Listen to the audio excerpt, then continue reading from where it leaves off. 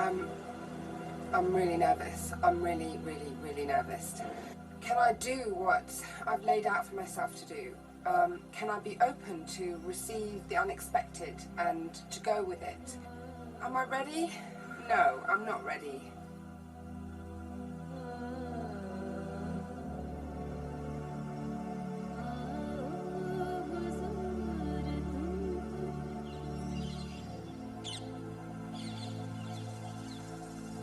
The exotic smells, the vibrant colours, mixing with the dust and pollution, the noise, the confusion attacked my senses from all directions. It was breathtaking. I still wasn't sure what I was doing here, but I knew I had to get away from London and immerse myself into something exciting and spiritual, to rediscover myself. The warmth and genuine friendly welcome I received as soon as I arrived made me feel that I had made the right decision. India is my country. All Indians are my brother and sister. Understand? Yes. I can never forget you. No. You can forget me? No. Huh? No. I came to explore a beautiful culture, an amazing country, and ended up on a path that opened my mind to many possibilities and truths. The layers were being peeled away. There is a full moon ritual in Pushkar, a state of Rajasthan, West India. I'm very curious about this event because it's a tradition that's lasted for thousands of years, which is why I'm on this rickety bus. I'll be very lucky if there's a place for me to stay, as it's the yearly camel festival. I've got a journey of 14 hours on this bus, but I'm not worried. Everything is unfolding perfectly. Exhausted, I arrived in Pushkar in the middle of the yearly camel festival and wishing that I didn't have to go through another bus journey like that again. The nomadic desert people came from miles to sell and show off their camels. But I was drawn to the lake and to all the many people in prayer and devotion.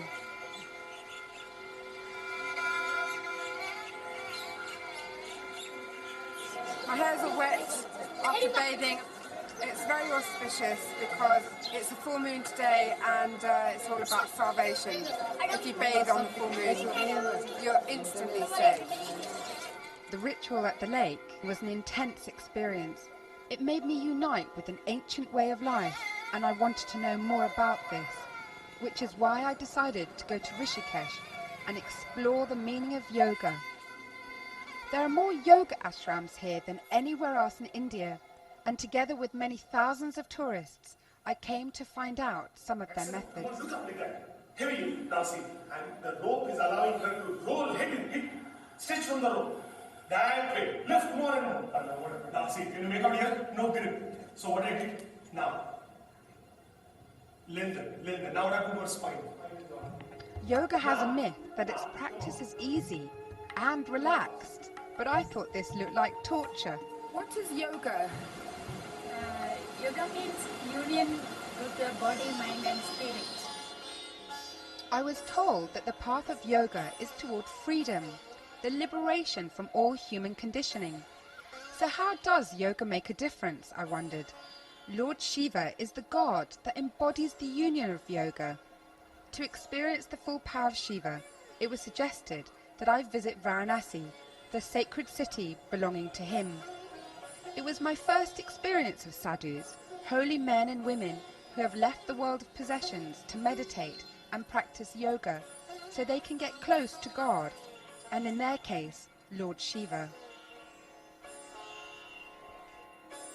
India's philosophy is amazing, but one of the most appealing aspects to me is the fact that we can all start again. We can wipe the slate clean, either from this life or another. But, to really see how that is done, you need to observe the sadhus, because the depths that they go of self-sacrifice makes me realise the enormous challenge that lies ahead.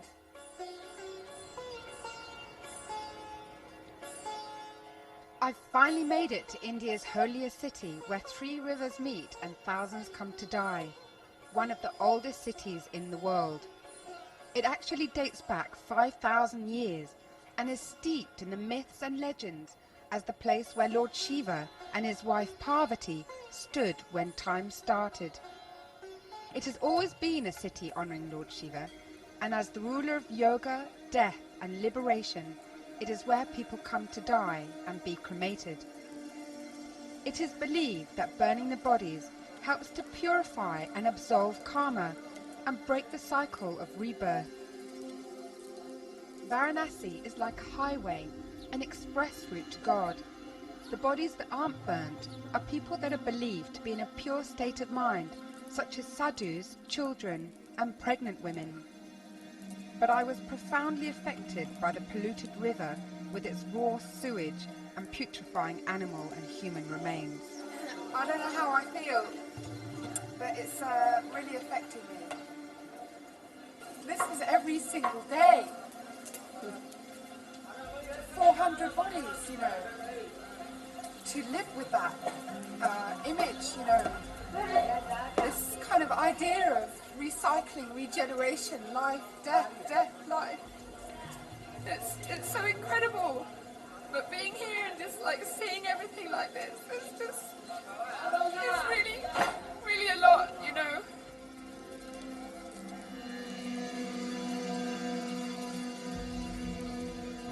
Thousands of pilgrims come here to bathe, chant and to drink its waters. For them, it's a river as pure and ancient as their faith. I had many questions that remained about birth, life, death, and the cycle of reincarnation. That evening, I went to some prayers by the Ganga, where I was to meet a holy man who could answer my questions. Whatever you see in this creation takes birth, and after a certain period, it dies. Whatever karma you do, it comes back to you just like a boomerang.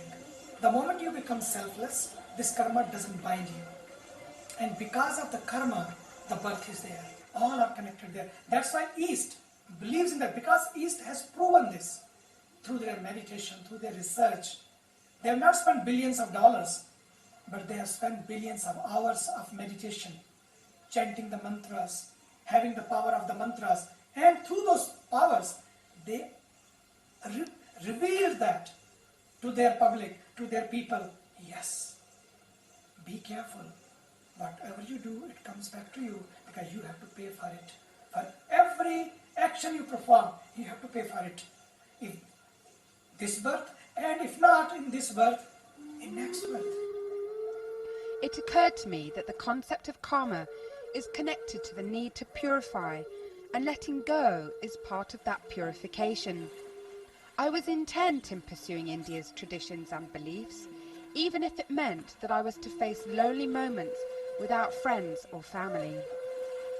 There's nothing here, you know, nothing here except me and myself. And there's no going away from that, you know. Facing myself in unknown emotions